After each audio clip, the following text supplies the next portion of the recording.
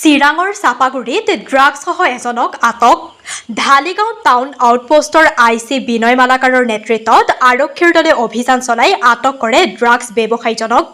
আটক কৰা যুৱকজনৰ পৰা 12টা ড্ৰাগছ ভৰ্তি চাবোনৰ বাকচ জব্দ কৰে। আটক কৰা যুৱকজনৰ নাম উমৰ আলী। আটক কৰা উমৰ আলীৰ ঘৰ বঙাইগাঁও জিলাৰ ভাণ্ডাৰাত বুলি জানিব পৰা গৈছে। News desk Bijni first 24।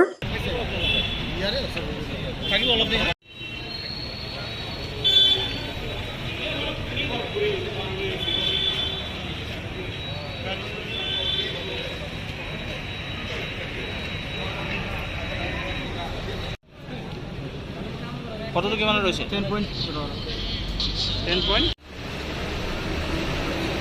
এটা ফুলি চেম্পল লৈ ল'ম আমি হা